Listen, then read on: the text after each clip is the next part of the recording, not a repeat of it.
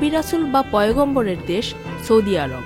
ইসলাম ধর্মের বিস্তৃতি ঘটেছিল এই জায়গা থেকে। তবে যেখানে ইসলাম আমাদের শেখায় মিতব্যয়ী হতে, অপচয়কারীকে যেখানে শয়তানের ভাই বলে আখ্যায়িত করা হয়, সেখানে বর্তমান সৌদি আরব যেন খাদ্য অপচয়ের খেলায় মত্ত।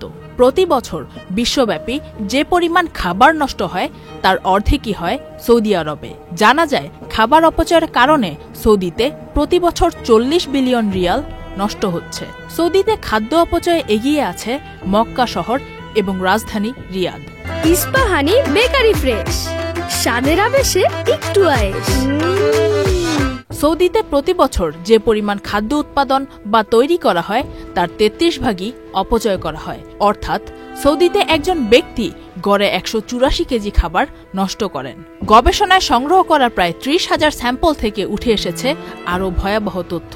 সৌদিতে প্রতি বছর প্রধানতম খাদ্যের মধ্যে 9 লাখ টন আটা ও রুটি, 5 লাখ টন চাল এবং 22,000 টন ভেড়ার মাংস অপচয় হয়। এছাড়াও প্রায় 5 লক্ষ টন ফল ও সবজি অপচয় হয়। নষ্ট করা এসব খাদ্য স্তূপাকারে জমালে সেগুলো কয়েকশো পাহাড়ের সমান হবে। যেখানে সৌদি আরবের প্রতিবেশী দেশ ইয়েমেন সহ সারা পৃথিবীতে খাদ্যের অভাবে কোটি কোটি মানুষ মানবেতর জীবনযাপন করছে, যেখানে আয়তনে এবং জনসংখ্যায় বৃহৎ হওয়া সত্ত্বেও চীন এবং ভারতে খাদ্য অপচয়ের পরিমাণ সৌদি আরবের তুলনায় নগণ্য, সেখানে সৌদি আরবের খাদ্য অপচয়ের এই অপসংস্কৃতি হতাশাজনক। বিভিন্ন উৎসব অনুষ্ঠান, বুফে রেস্টুরেন্টে খাদ্য ব্যবস্থাপনা অনিয়ন্ত্রিত থাকায় এই অপচয়ের মাত্রা বেড়েই চলেছে।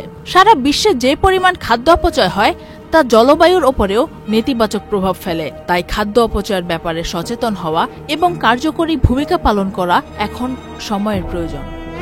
Faria Ahmed Khan, channel I.